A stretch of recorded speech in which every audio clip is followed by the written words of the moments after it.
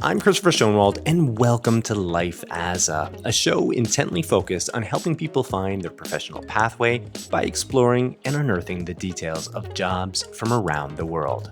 Before we get into today's episode, I just want to throw this out there. I have a channel over on YouTube, Life as a ... which basically hosts highlights from these audio conversations that I have with these great guests. They typically run 10 to 15 minutes, and they're there to kind of present a different vantage point. You know, for people that aren't into audio, aren't into podcasts, but are still looking for career advice, ideas, help, all that great stuff, send them over to YouTube. Like I said, Life as a ... And if you do get over there, I would love that like or subscribe. I mean, it's the best way to let that algorithm know that the content is worth sharing and should be out there. So anyway, I do thank you for letting me plug this a little bit, but I think it's about time to get into today's episode.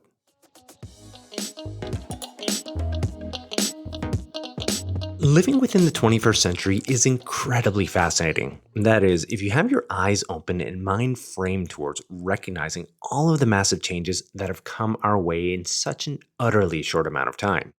And considering this through the prism of work is equally fascinating. Industries are literally transforming before our eyes by way of blending practices of old with the new. And one of the professions which perfectly illustrates all of this surely has to be the world of PR, or public relations. What that field represents in terms of change relating to its form, function, and practice is utterly compelling to observe. Now, to be frank, recognizing this transformation and fully appreciating it kind of requires an insider to shed light on it all. Well, that is what I have lined up for you today and more. This individual counts the likes of Henry Kissinger as a mentor. He's a New York Times bestselling author, and he's also the author of the PR for Dummies series and has this killer client list, which includes the likes of global brands like IKEA, American Express, H&M, Sony, and others. Oh, and he's done some pretty remarkable things like helping to end a Major League Baseball strike. So yeah, he's pretty exceptional. And in this episode, he breaks down the world of PR for us, including the sharing of massive insights and personal experiences along his own career and entrepreneurial journey. So whether you're into PR or not, I'm pretty confident that just about anyone will enjoy this peek into the world of our guest, the great Eric Yaverbaum. Well, let me more formally introduce him to you, and we can get started. Eric Yaverbaum, CEO of Ericho Communications, is a New York-based communications, media, and public relations expert with over 43 years in the industry, having co-founded Jericho Communications and served as president from 1985 until its successful sale in 2006. Now, Eric has worked with a wide range of top-of-their-industry clients, including Sony, IKEA, Progressive Insurance, Domino's, Beachbody, H&M, and fitness guru Jack LaLanne. Eric is a best-selling author who literally wrote and is in the process of writing the third edition of the industry standard bestseller Public Relations for Dummies. And he's also the best-selling author of 6 other titles, including Leadership Secrets of the World's Most Successful CEOs, with over 1 million copies sold. And Eric will be recounting his lifelong ability to look towards the bright side for his upcoming book, The Audacity of Silver Linings, set to release in 2025. Now, he's a regular TV pundit, and his expert commentary has been featured in Forbes, Entrepreneur, The Washington Post, The New York Times, CNBC, MSNBC, Fox Business, and PR Week, among others. So with all of this noted, I'd like to welcome you to my conversation with Eric Yaverbaum. Yeah, so welcome to the program. How are you doing today, Eric? I am doing great. Thank you so much for having me. As we were discussing before, I am a big fan of yours. Well, it's a thrill to have you on the program, and based off of all of your accomplishments and what you've done in your career, I'm really excited to share all of your insights and wisdom with the listeners. So yeah, thanks again for taking some time here. Well, I am honored, and I hope my mother hears what you said. Perfect. All right, well, why don't we jump into things here? I do have this first segment lined up, something called Coloring Wikipedia. And as my listeners know, it's a segment where I just read off a definition of something related to what the guest is all about. Now, surprise, surprise, I did go with public relations here for you. So let me just read this off and then you can comment. Does it sound okay? Absolutely. Okay, here we go. Public relations, or PR, is the practice of managing and disseminating information from an individual, organization, such as a business, government agency, or a nonprofit organization, to the public in order to influence their perception. Public relations and publicity differ in that PR is controlled internally, whereas publicity is not controlled and contributed by external parties. A bit of a nuts and bolts sort of look at it all, but I'd be curious your take on all of that. First of all, I'm biased. I think everything about what I do for a living is absolutely fascinating. We get so much of our information from, surround sound information dissemination, from still from television. It's still very influential. If you're on the Today Show, you're going to have a bestseller, and you're probably going to move a lot of widgets or whatever it is that you're trying to sell. Still from magazines, still from newspapers, all the brick and mortar, just like the good old days. And then we have digital, and then we have social. All of that matters. It all fits together like this. I have clients from every generation, from every demographic. Some clients only want digital. Some clients only want brick and mortar. Some clients only want to be in the actual New York Times. Some clients will be upset if they don't see whatever they said in the New York Times spreading all around digital media. The intersection of all of these mediums, that's where the magic is in public relations. It's how do they all fit together? If you're on Good Morning America, just as an example, and I had told you a Good Morning America story before we went on there. If you're on Good Morning America, you might not get as many eyeballs as you're going to get from being on Good Morning America that spins all around social media. The credibility of the old brick and mortar mainstream media plays in such an enormous way in all social and digital media that it would be a mistake not to include that, in your public relations plans. And the other thing is the notion of control is the illusion of control. You don't have control. You don't know how people are going to react. I don't know what questions you're going to ask me. I have no idea. I don't know what you're going to ask me. Further, if you wanted to edit what I said, I don't know how you'll edit it. If you wanted to cut out parts of it, if you wanted to include parts of it. I do television a lot in my entire career. I do both tape and live. I love live because I know what I say is what's going to come out be on the air. I do tape and I watch an interview. Sometimes I'll look at it and think like, that's not what I meant. It's out of context because of the way that it was cut. The illusion of control. There is no control whatsoever. And in this day and age, transparency matters. Integrity still matters. It's a dying art, but it still matters. And people believe, and that's what's most important, people believe integrity. They see right through, for lack of a more technical expression, BS. They see right through it. We're in a very complicated era, all of us. People need to be able to discern between fact and fiction. People need to decide where do they get their information from. People need to decide what are the trusted resources that I can count on. And, that is easier said than done. Yeah, absolutely. Yeah, I like how you led off with, your take on PR in general and integrating all of the different sources. Because I think the lazy assumption these days is that, it's all digital, it's social media, and that's pretty much it. Or like that's the dominant form, which again, it's furthest from the truth, right? It's this blend. I really like that. I think that's something that can't be overlooked. It is the furthest from the truth, and social and digital media are very much for an entire new generation are framing stories. I mean, if you, as complicated without getting into one side or the other as the Middle East is, if you've learned about the Middle East from TikTok, you haven't learned about the Middle East. And that's happened. Yeah, yeah. I mean, that's speaking to a lot of the troubles and a lot of the problems that we're having these days, I think, is a lot of this being born out of one particular source or one medium, right? So I hear you on that. I mean, many, many years ago, I was sitting in my office. I have 8 television screens. I'm a news junkie. Every network's on my wall, on my desk is filled with screens. And I keep my eye on all the networks. I keep my eye on all the screens. One of my screens is a Twitter dashboard. And I see in Twitter just a flurry of photos of all these people standing out on the wing of Captain Sully's plane. And I'm thinking, what is that? 6 minutes later, I see it on CNN. That was the moment that I realized that the match that lights the news cycle was, I mean, it's X now, formerly known as Twitter. That's the match that lights the whole news cycle.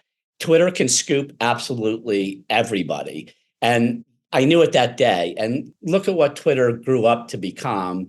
Look at how that's influenced the entire world. It's certainly our politics. Absolutely. Absolutely. Well, I do have some other questions here I'd like to get to, but I'm enjoying this conversation right out of the gate.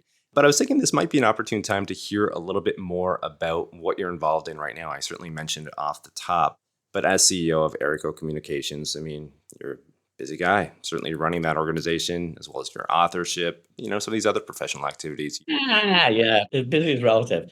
I love what I do. Yes, I have a very full schedule. My time, there's a premium on my time, which I'm grateful for. I grew up to be exactly what I wanted to grow up to be. And the projects and the people that I get to work with, I get to, for a living, traipse in and out of literal history, around events that my kids and my grandchildren will read about, in their history books, if books still exist. I hope they do, because I write them. But traipsing in and out of history is so fascinating, and what a great honor to be participatory in things that changed the world. When I was a kid, my first mentor, I'm a big believer in mentors. First mentor was Henry Kissinger. Kissinger told me a story that I literally based an entire practice off of for the last 42 years. Kissinger told me that when he went before the White House press corps during Watergate, which was an unprecedented time, the press did not go into the White House and go after a sitting US president. They didn't do it. When Kennedy was president, he was allowed to sneak out the back door, sneak across the street to the Hay Adams. The press knew it. They didn't mention it. It wasn't covered. You didn't do that to presidents. With Nixon, everything changed. The press literally was going after investigative journalism was going after a story.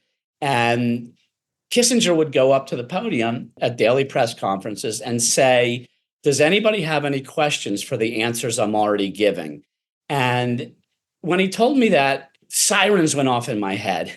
I didn't know if it was true or not, but I could see how it was plausible. It was potentially a strategy for everything that we do in communicating messages. And this is the thing about what Kissinger said to me is, look at modern day politics. Probably is the worst example, because that's literally what every politician does. And we all see through that. When I was a kid, my dad would say to me, when he would watch me on things, he'd say, Eric, you never answer the question they ask. And I said, well, Dad, that's not the point. The point is the message that I want to get across. For decades, I media trained. For the first 20 years of my career, I media trained celebrities, world leaders, presidential candidates, chairmen of the Fortune 500. And I taught them how to take a question, answer it, and bridge to message. And I taught them about messaging so that whenever they had an interview, they could get the most out of it. Fast forward, I don't know, 25 years later, I was having dinner with Bob Woodward. And I said, Bob, Henry Kissinger told me this story when I was a kid. He told me that he used to go before the White House press corps, and Bob Woodward stopped me and he said, and say, does anybody have any questions for the answers I'm already giving? He did it every day. It was literally true. Wow. What a story. I mean, we're just speaking off air. I got a lot of stories. I'm kind of picking up that vibe here. Yeah, I'm loving it. With any degree of success, we go hours with my stories. Awesome. Yeah, well, that's perfect. I mean, you were born for podcasts then, I'd say. You should have your own. I mean, hey, we were just speaking about this. But anyhow. Nah, being interviewed better. It's easier. You do all the work. Well, fair enough. Yeah. Touche. Talk about my experiences. And I do hope that when I'm talking about my experiences, I hope there's something contagious about. It doesn't necessarily have to be about PR, just contagious about the fact that it's possible for all young people to know this one factoid. If you love what you do, and I love what I do, you'll never work a day in your life. And not only will you never work a day in your life, if you love what you do, you'll make more money than you can possibly imagine than working for a living. I haven't worked for a living a single solitary day in my life. Yeah, there you go. I mean, you hear that all the time, but it is so true, right? Like speaking with professionals such as yourself on this program, you can pick up on that, like the tone of people's voices, how they go about communicating, what they're involved in.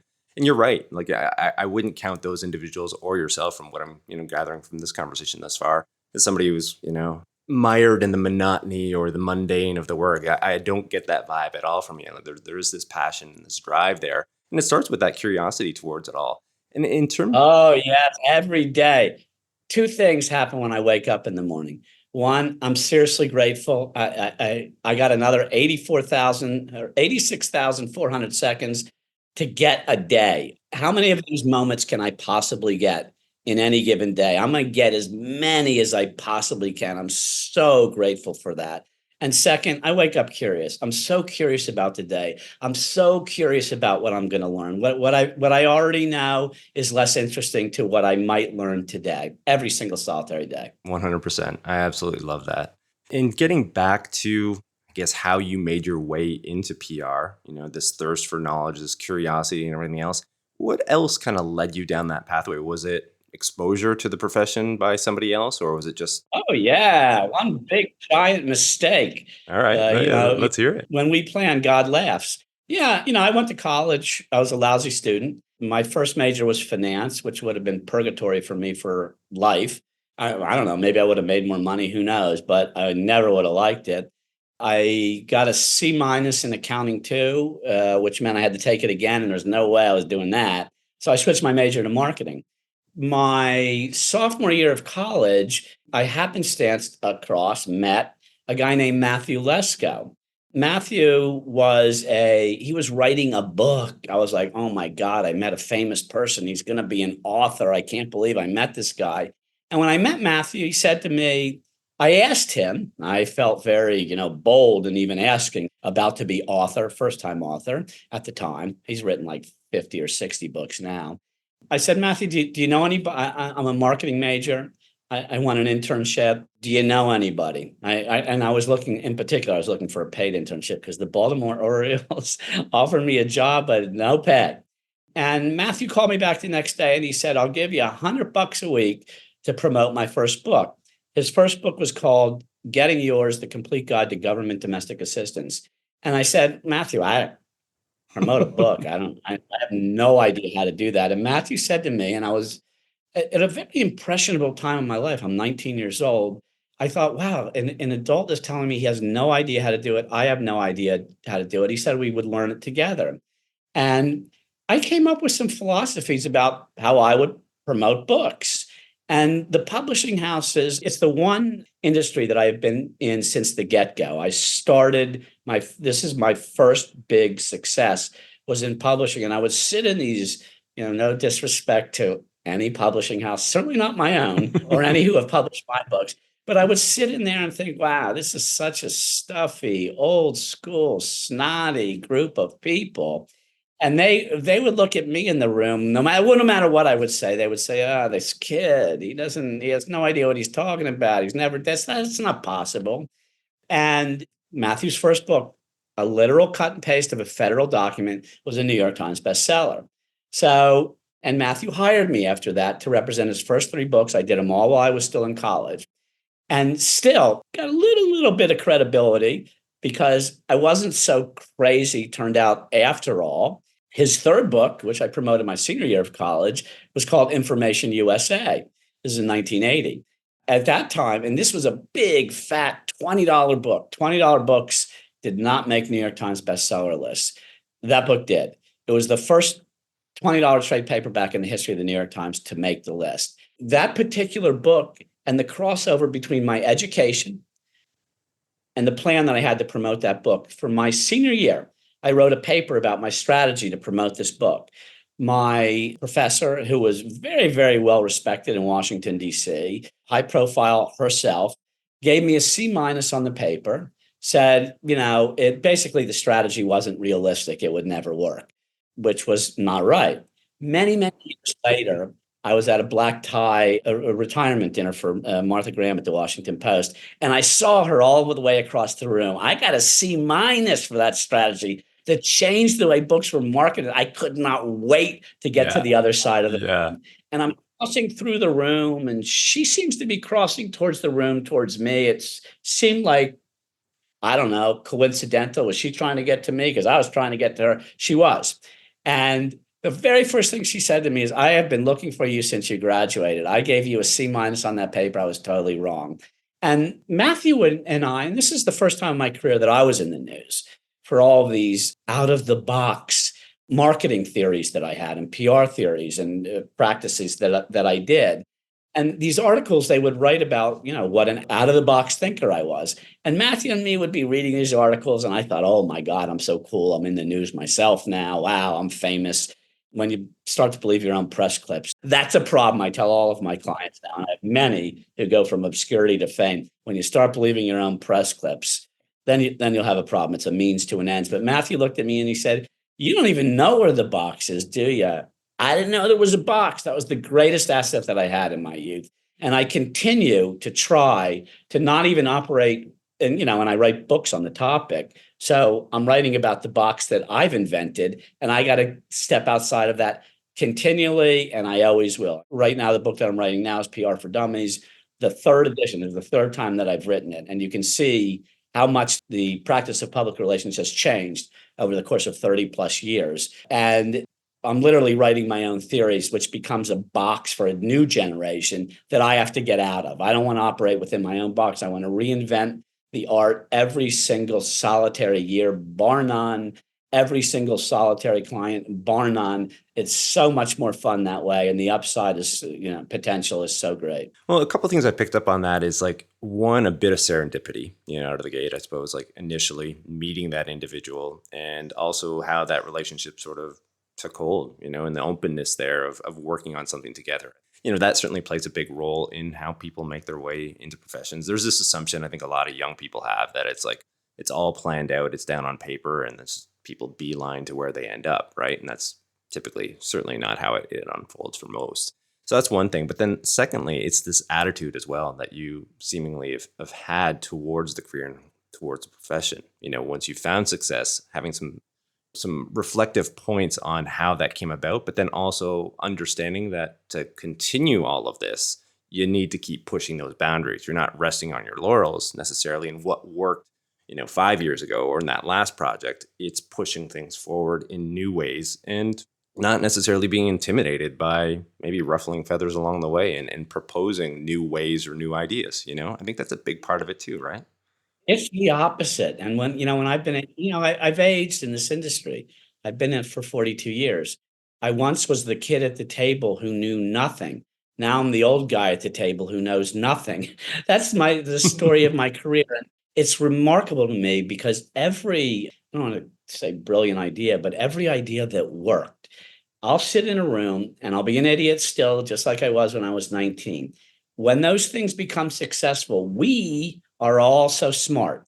So many times, and I sit there and I shake my head and say, we're all so smart. You rejected that idea 22 different times. And, I realized as a kid, my first access to the C-suite, which I spent, decades trying to get into, or in particular to the chairman or the chairwoman, was with Tom Monahan, who was the guy who started Domino's Pizza.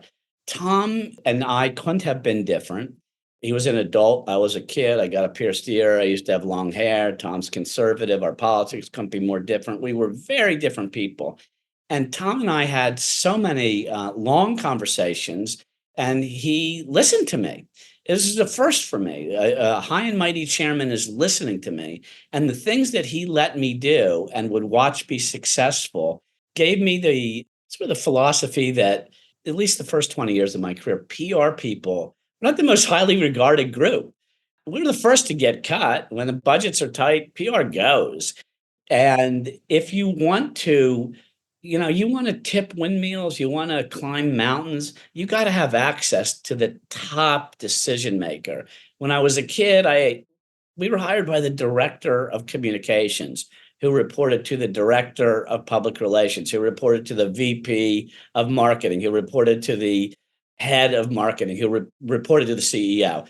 That meant whatever concepts I had went through anywhere between 3 and 5 people before it ever got to the person who actually made the decision. I wanted to be in the room with the person who made the decision. I wanted to sit on boards, unheard of 40 years ago. And I made it I would say my career ambition was to have audience with the people at the top. I joined YPO. I shouldn't say I joined. You have to be invited. I'm invited. I was invited to YPO as a kid. They have very high criteria. You have to have certain revenues. You have to have a certain number of employees, which I did. I was invited in. I go in the YPO and I'm sitting at tables with William Lauder and Massimo Ferragamo and Tony Malkin, whose family owns the Empire State Building, and me. Who am I? And I sit in these meetings and I'm intimidated by all of these people and their incredible success. And I had a moment where I gave advice for the first time. It was 7 or 8 meetings in to a bank chairman who I won't mention his name. It was personal advice and it changed his life. And I realized at that moment, like, I have something to bring to the party here. Yaverbaum, my last name, it's not on any bar of soap in anybody's shower. It doesn't matter. The intuition that I have, which is much more street smart than it is book smart, was greatly valued inside of YPO. Became a board member of YPO. I had every board position that there was. I became chapter chairman, and I was the chairman of the Gotham chapter in New York City, which is revered around the world. I was invited to sit on the international board. I attended international meetings. My exposure to those people, I would stand at a podium introducing whomever famous person that was the guest. And I would look out at the room and something that's sacrilegious, in YPO, you're not supposed to be doing business inside. I would look out, every table had a client, at a certain point. And that was part of my education in what it was like to be a leader, to be a chairperson of major companies. And then I decided, this isn't enough. I need to research and I need to write books on this topic. And Leadership Secrets of the World's Successful CEOs, which has sold 3 million copies now, both print and digitally, was my opportunity to sit in the living room of 140 different high and mighty chair people and write a chapter about them in my book. I asked them all the same 4 questions. That was the format. Every single solitary interview I did had 4 different answers while I was looking for the holy grail of what's the formula. There isn't one. I learned so much. And after that book came out, I was revered as, the guy the CEOs went to. And that was my goal. There you go. Yeah, I'd like to rewind a second there. I mean, how you led off by saying, at a younger age, how you were getting into these rooms with these decision makers. You wanted, a certain presence. You wanted to be there to be able to speak with these individuals. And I can see how others might, look at that as fairly audacious and like, well, who's this guy? Especially being at that point in your career. I mean, how did you go about doing that? I think it's one thing to be like, well, yes, this is what I would like to do. I would like to get an audience with this person. But how were you able to actually pull that off? In my industry, we're all good talkers. We're big talkers. We can pitch business. Can we deliver? Everybody buys their hair gel at the same place that I do. We're all slick, quote unquote. What I have found in practicing the art of PR is we're expected to deliver exposure. That's the bare bones minimum. That's what so many people in my industry think that we do. We get exposure. Just like books, PR is a means to an ends too. There's a cash register on the other end of PR. If you are getting exposure for your client and your client is fiscally healthy and you can contribute to their fiscal health, you will keep a job for life. I have clients that I've had for 20, 30, and 40 years, not because I got them exposure, because I contributed to their fiscal health. That, I believe, is the role of PR practitioners, not just to get press. I've got this other question here I'd like to lead into. I mean, in researching for this talk and just even going to your LinkedIn page, I could go down the recommendations or, how other people were speaking about you within the industry. And certainly, a lot of praise. And I just lifted one quote here from the head of global marketing of IKEA. I'm just going to read this off quickly. Eric is one of the really clever people in public relations. He's always on trend, understands his brands, and consistently pushes clients towards truly different and unusual solutions. Now, as uncomfortable as it might be to speak about your own strengths here a little bit, I would assume that within PR, a lot of what was just shared in that quote there about you is something that every PR professional is aspiring to do, whether it's, be on brand for the client, understanding the clients, promoting these unique solutions. And yet you have found yourself in this position of going above and beyond in some way. So what I'm driving at here is what has been your secret sauce to a lot of the success you've had? I mean, you've probably spoken to these points already. Look, IKEA was an interesting, client for me. We launched or helped to launch IKEA in the United States. We helped to launch H&M in the United States. We had a little niche in Sweden if they were coming to this country. But doing things like everybody else does, doing things like you did them yesterday, it's not going to work as well. As soon as this, PR for Dummies, which isn't the I always worry about the title. When I wrote the book the first time, I was like, oh man, I wrote this book. We started using it, with potential clients. I send it out to a chairman with a little note, he calls me back, says he's completely offended that I sent him the book. I Yeah. just spent all the time writing that. I'm not calling you a dummy, but by the time I write the book, it'll be out of date, at least out of date to me. I'm constantly reinventing myself and the practice of PR. And this is a book that's, required reading. And as of today, 52 universities, Oh, yeah. intro to PR, which means that kids that are thinking about going into public relations for a living, my book is one of the books that's required reading. By the time they graduate, it's out of date. I hope they don't do it the same old way. And I hope that I'm, reinventing things a different way, much like, IKEA said. And most of your listeners will probably know IKEA's been, they've been great marketers for decades now. They've been very, very progressive in the things that they do. They've done things that are unheard of, and they keep doing that. It is the persona of that particular brand. And yeah, they recognized what they were getting in taking my counsel, and they took it, and it worked. And most importantly, it sold more furniture. There you go. I mean, what are you doing? What would you say that, say, an average PR professional isn't doing necessarily? Like they might have these aspirations of working with a client like IKEA and providing these new solutions. And obviously, if that client is open to them, that's great. That helps. But yet, not everyone reaches the heights that, where you're at, I suppose. And, what defines your success as opposed to those that aren't necessarily finding it within the profession? For me, it's less about the money, even though the money always follows if you're great at what you do. And one, because of my youthful experience with one author, I knew that books were important. I wrote my first bestseller over 30 years ago. It's called I'll Get Back to You. It was a book about getting your phone calls returned, enormous amount of press on it. It was on the New York Times bestseller list for 1 week. So now I'm a New York Times it's my only book that was on the New York Times bestseller list. Now I'm a New York Times bestselling author forever from 1 week, which is what it literally was. And, I did an enormous amount of press, and, I'm pretty decent at doing interviews. I always tell authors, don't quit your day job. In spite of the success of the book, which was successful, New York Times bestseller, only one, I got a phone call from the Radisson hotel chain at the time from, somebody seeing me on a television show. And we ended up signing that account. That single account pays more than I'll ever make off of a book. Books are a means to an end.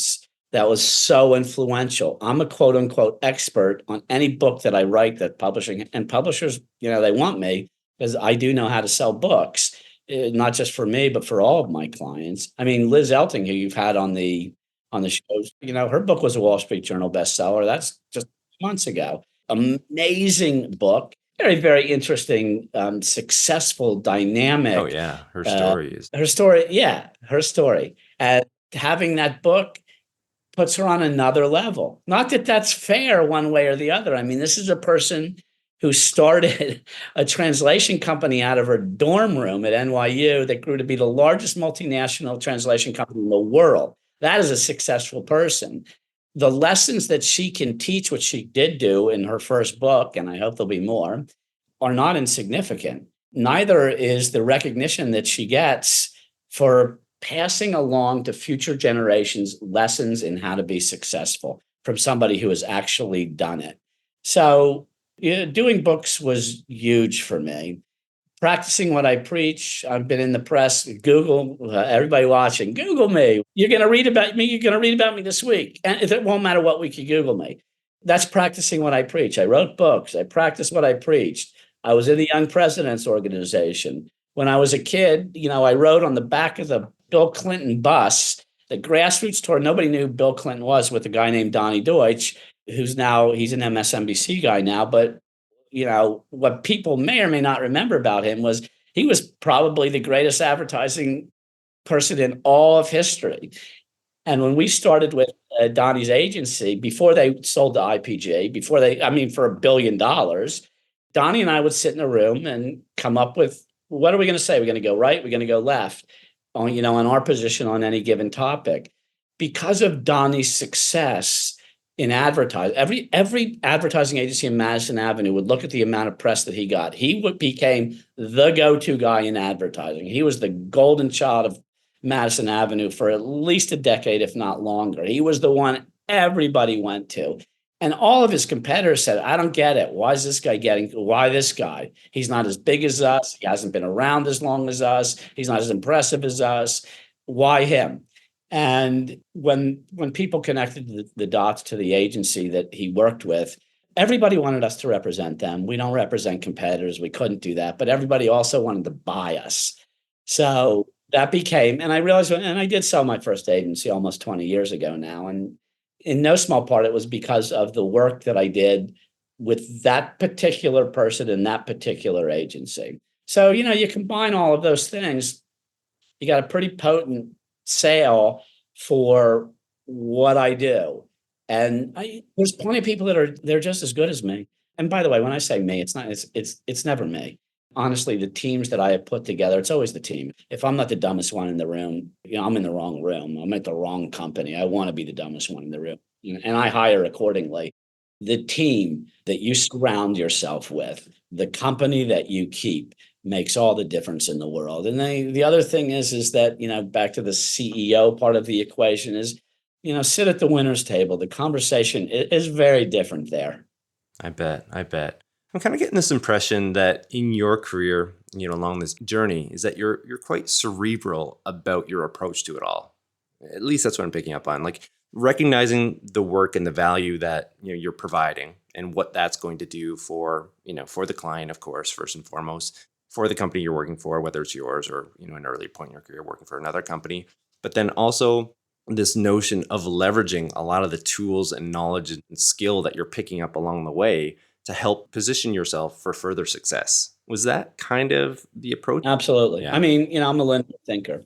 I go from A to B to C to D my whole life, and been very methodical about positioning. And being so methodical has literally put me right where I am today, which is right where I wanted to be today. But it's also, I'm not book smart. College was a challenge for me until I started working, which was my sophomore year, and then I could apply academics to the real world. I have a very good street sense about me. That's where my real, IQ is. And I can spot trends while they're happening. And if you can do that, many of the things that I've been given credit for in my life, they were not trends that I started. They were trends that I saw coming. AI, not that it takes a rocket scientist to see that AI is coming, but social media. Social media, when I sold my first agency, I did a brief stint at the White House. I worked on the transition team between Bush and Obama, and I was starting the agency that I run now. I was also doing, and I've done throughout the course of my career, an entrepreneurial project where we started 4 social media magazines. Before anybody, we were the first ones. In theory, they were supposed to be digital. In reality, Office Depot had them in every single Office Depot, across the country. So we had both brick and mortar distribution and we had digital distribution. We had 11 million subscribers to 4 different magazines, one on Facebook, one on LinkedIn, one on Twitter, and one on Google. Nobody had that. It was before everybody knew social media was here to stay. Not only here to stay, it was a growing force to be reckoned with forever. Mm-hmm. honestly, it's just paying attention. Yeah, yeah, I guess so. And just having the foresight to be able to do that, to take yourself out of a project, to take yourself out of a trend itself, and then trying to look down the road further or trying to project. And I think a lot of people get lost in the moment, perhaps, and just centered in on what's in front of them and lose sight of the bigger picture. And Oh, that's a yeah. I mean, big loss, I think, career wise, in terms of advancing oneself, further, within whatever professional endeavor they're involved in. I started a consumer brand called Tappening, which was an e-commerce play completely. I became pretty well known as an activist railing against bottled water and all the ill wills of bottled water and what the plastic, did to the earth and what you were actually drinking. And I don't know, according to Business Week, myself and Mark DeMassimo, who I did Tappening with, and we sold reusable water bottles, and we sold a lot of reusable water bottles, all veiled as activism. And that activism about bottled water, that's what resulted in the bottled water that people drink today. The plastic that's used is always a result of tapping, so it would decompose in the earth.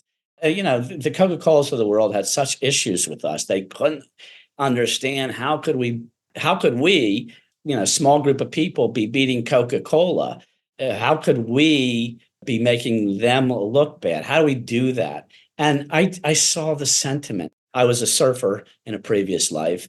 And one of the things about surfing is getting your surfboard to ride the wave perfectly. That means starting as the wave is starting. That's what the great surfers do. That's the same thing with, trend tracking. Can you see the wave? Every single solitary, quote unquote success that I've been either credited with or had in my career was because I saw the wave coming. I didn't start it. And would you say, I mean, quick question here, would you say that that's something that's a skill that people can develop? Or is that something that's, inherently part of an individual and how they approach their profession or how they go about their work? I feel like everybody who's ever worked with me in any way, shape, and form has developed that skill, whether they had it or not, they see it. I mean, we do, my agency, one of the things that we do every single solitary Monday, it's an exercise for every single solitary client is tracking and trending in the news. We look what stories we know are going to have a shelf life of at least 1 week, if not longer. And I think every single solitary person who works at my agency can do that. So I think it can be taught. Yeah, I would think so too. And I mean, the reason I ask, certainly for younger listeners, in hearing that, I think, like it's an approach, it's a mental sort of framework of looking at, the world, interpreting the world in a certain way, and obviously having some guidance there and being, taught how to do these types of things. But yeah, you got this other segment here as well that I would like to shift into a water cooler story segment. And here I just invite, guests to indulge listeners with a story related to their work. And you've already shared a couple, but I'd love to hear what you've got for us. Oh my God, I got hours of stories. My stories, they're even fun to tell. But I'll tell a story that there's a lesson in. When I was a kid, we had great success at Domino's Pizza. This is the first 10 years of my career. And I have audience with Tom Monahan on a regular basis. I mean, Tom not only started Domino's Pizza, I mean, he owned the Detroit Tigers, he owned the hockey team in Detroit. Tom, he was very successful no matter what you think about, anything you've ever read or heard about Tom. He was very, very smart. I'm sitting at the head table of the national convention for them, which they did once a year. And I'm sitting there with their most successful franchisee, who I represented, which is how I got into Domino's to begin with. Tom's at the table, some everybody's adults at the table. I still don't think of myself as an adult. And the guest speaker that everybody came to hear was Joe Theismann. And so I'm sitting at the table with Joe Theismann. I'm sitting next to him, actually. It was less than a week after that they had won the Super Bowl, which he was MVP of. And this is a lesson in, don't believe your own press. We're all the same. You know what I want to do tonight? I want to have dinner. I want to sleep in a bed. We're all the same, and we're all going to the same place in the end. And no matter how famous we are or aren't. And there was a great lesson that day sitting next to Joe. The waiter is going around the table and they're serving us the bread. And he takes his tongs and he puts the bread on the bread plate. He takes his tong and he puts a pat of butter next to it. And then he goes to the next person, around the table, like many of us have seen in many of places that we've gone. Theismann turns around to the waiter and says, "Can I get another pat of butter?" And the waiter says, no. And Theismann does a double take and he turns around. He says, do you know who I am? And the waiter said, no. He said, I'm Joe Theismann. I'm the quarterback of the Washington Redskins. We just won the Super Bowl. I was the MVP. I'm the reason everybody's here today. And without skipping a beat, the waiter said to him, do you know who I am? And Theismann said, no. He said, I'm the guy in charge of the butter, and that's all you're getting. The entire table roared laughing, including Theismann, who started his speech that day telling that story. Just a lesson in we're all the same. We're Yeah. all trying. I mean, we all want the same things, whether we have more or less. I hope the air conditioning works tonight. I hope I can have a cup of coffee, in the morning. We're all the same. I love that. I love the story for one. And I also love that message as well. It's something that I've come to learn on the course of this program in speaking with people like yourself and speaking with some other high profile individuals, and then speaking with people that maybe not public figures necessarily, but, living their lives, doing the best that they can do. And you're right. I mean, at the end of the day, it's humans talking to humans. We all have our goals. We all have ambitions.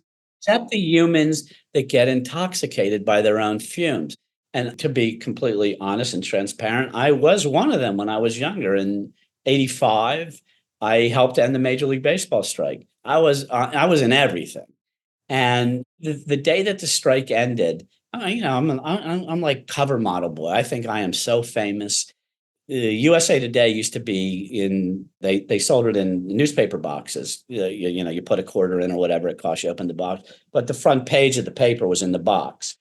My picture, I'm on the front page of USA Today, and I'm like, wow, this is going to be high. I'm famous. I am famous Yeah, I now. made it. Yeah. Whole day. My parents didn't even call. Nobody recognized me. Nobody cared about me. At that age, I was going out to bars in the evening and, going home late at night. And I come out of a bar at 1 a.m. in Washington, D.C. The bar was Rumors. I could still picture it. I went the whole day and not one person even mentioned it. Not one person recognized me, nothing. A homeless guy who had been doing some serious drinking when I walked out said, I recognize you. You're the guy who was on the cover of USA Today. That was my 5 minutes of fame.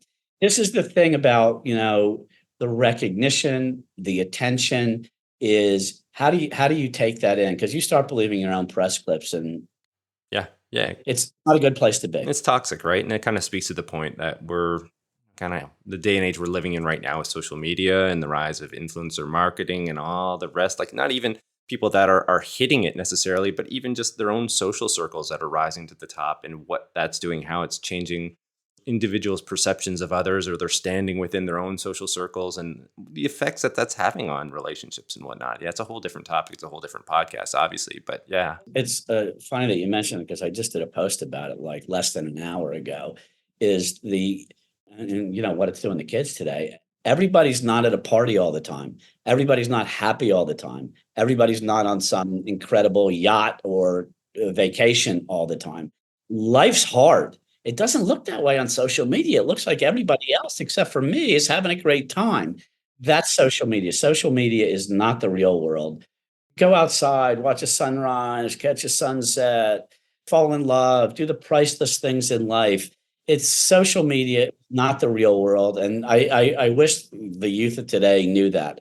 The thing about social media is you should use social media, not get used by it. We're the product, we're free.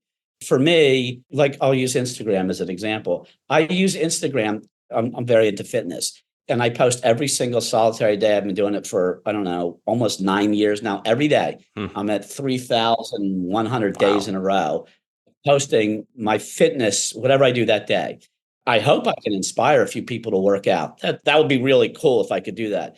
For me, it keeps me accountable. I'm not being used by social media. I'm using it. I'm not selling anything. I'm going to keep myself on track and accountable by using that particular medium. So it works for me. And that's why social media can be a great tool.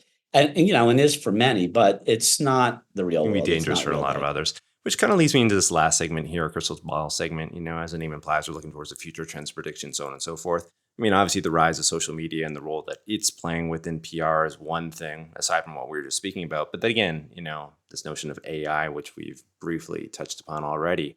It must be interesting from your vantage point. I mean, how we started off this conversation was this look at PR and how it encapsulates all of these different mediums together. But the lazy assumption is that we're shifting more towards one, maybe in the future. Maybe it's all AI. But obviously, like that's probably not the truth. That's only a part of it, right? So I'm curious here about like where you see things going within PR. I mean, I did a bit of research just initially on PR and AI, and I see that the majority of PR professionals surveyed, according to the State of PR Technology 2023, 68% roughly already are utilizing AI for tasks like automating the mundane, faster and more efficient research, reduce costs, so on and so forth. But, again, I'd love to tap into what you think about this topic and reflecting on all of it and what you've seen and this notion of trends, again, bringing that back up. What's your take on it all? AI is a great example. If you fear AI, you're looking at it the wrong way. AI is coming and it's coming fast. Just like social media, will you use the technology or is the technology going to use you? I'm a writer. I write articles, I write books. I'm not worried about AI writing books for me. I'll use AI to do research, definitely, and do. So does everybody who works for me. AI is not ready for prime time yet. But all of that said, the thing about all of our lifetime, everybody, it doesn't matter what age you are, is we've all seen technology advance. We've seen it's advancing quicker. The biggest difference between now and, I don't know, 35, 40 years ago when we saw it too, when we first, my mother has a PhD in computer science. And she told me when I was a kid in the 60s, when you grow up, everybody will have a computer in their home. And I'm like, oh my God, my mom, what is she talking about? Don't say that to anybody else, mom. That's not happening. The thing about technology is we've all watched it advance. The velocity gets faster and faster and faster. The velocity is breathtaking now. We've never seen anything like it. And you can only expect it to get faster and faster.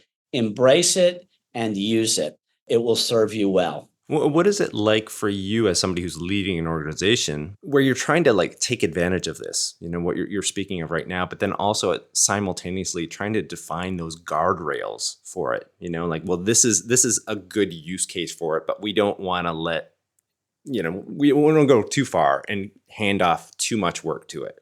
There's the thing about AI.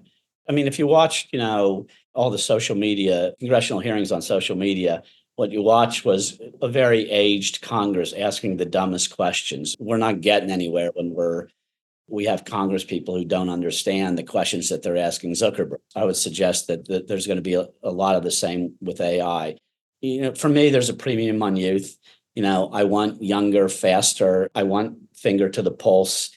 If you want, I used to say to the 20-year-olds that work for me, or even the 30-year-olds, and I was one of them once. I thought, I'm hot, man. I'm the best there is. Nobody's as good as me, like most 20 and 30-year-olds. And I say to them, like, as fast as you are, if child labor was legal, I'd get the kid in the stroller who's on his mom's iPad, who knows everything that you don't know because they're faster than you are. That's what's behind you. So that story that I told you when we started about Matthew Lesko, I was a kid. Matthew was an adult. He listened to me. Why? Same reason that I listen to the people. And I feel like, everybody who works for me, I'm dad to everybody. Everybody who works for me is one of my kids. I look at them for all of that, and they have a lot of say in the direction that we go. And I am so interested to hear their perspective in the ways that they're all growing up. So, I mean, if you're open-minded to doing that, if you're curious, if you wake up curious, you will be. Oh, well, you can learn. Yeah, there it is. That might be a nice point to draw all of this to a close here, but I've thoroughly, thoroughly enjoyed this conversation. I mean, I could go for another 2 hours probably and just listen to all these stories that you've been sharing. But before I do close this out, I do understand that you have a book coming out in 2025. If you'd like to plug that really quickly or, let listeners know a little bit about that. That book has taken a lot longer to get out than I anticipated that it would. That book was born in the pandemic. I had COVID really badly. Talk about a social media phenomenon.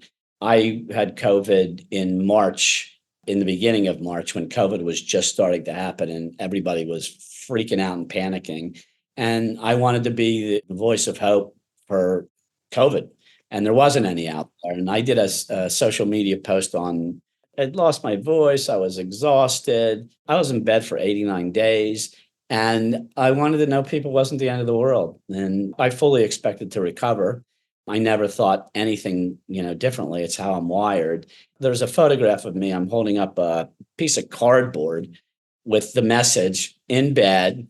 And, I wrote a long post about it and it went viral all over the world. I was on the front page of, you know, papers all over the world. I would read articles or look at articles in foreign language. I have no idea what they said, but my message, it was a message of hope. And I talked about Mr. Rogers a lot. Fred Rogers said in congressional testimony, when they were trying to raise money for PBS, when PBS was kind of somebody in your basement sort of thing, and nobody had ever heard of. And Fred Rogers is said at that congressional testimony in 1969, in times of trouble, if you look for the helpers, you'll know there's hope. And if you have hope, anything's possible. And, I wanted to be a helper. I could be a helper in delivering a message. I could give people hope. And during that, I had 89 days in bed to think about nothing much else. And the audacity of silver linings is a way that you can look at everything. You tell me what your worst day was. Whatever that worst day was, I'll tell you why it was your best. That's the day that changed you. I mean, there's ways of looking at life scenarios because life is hard. Do you learn from your trials and tribulations? Do you grow from them? Because if you do, they're worth having. And the thing about it is we're all going to have them. So why not embrace them and learn from them? We'll all be better human beings. And, I hope that that's what comes across in that book. What a perfect way to close out this episode. I think that message resonates. It relates to careers. It relates to life, which is exactly what this is all about. So yeah, I'm sure it'll hit with readers and with listeners, obviously, this podcast too. So can't thank you enough, Eric. Thank you so much for having me. It's an honor. Been a fan for a long time. Now, for those interested in learning more about Eric and his work, I certainly encourage you to do so. You can find out more via his portfolio website, ericyaverbaum.com. You can also check out his company, Ericho Communications, as well as his socials, Instagram, Facebook, and LinkedIn. And again, for reference, all of this information, including the links, will be in the show notes. And hey, if you liked today's show, please be sure to tell a friend and share. To show further support, you can always rate, review, and subscribe wherever you access your podcasts. And as I mentioned off the top, head on over to YouTube. I do have that channel hosting highlights of the main audio conversation. And if you do make it over there, I would love that like or subscribe. And finally, don't forget to join us on the next episode of Life as A, where we'll continue to explore and unearth the details, professions, and the people behind them. I'm your host, Christopher Schoenwald. Until next time, stay curious about life and living.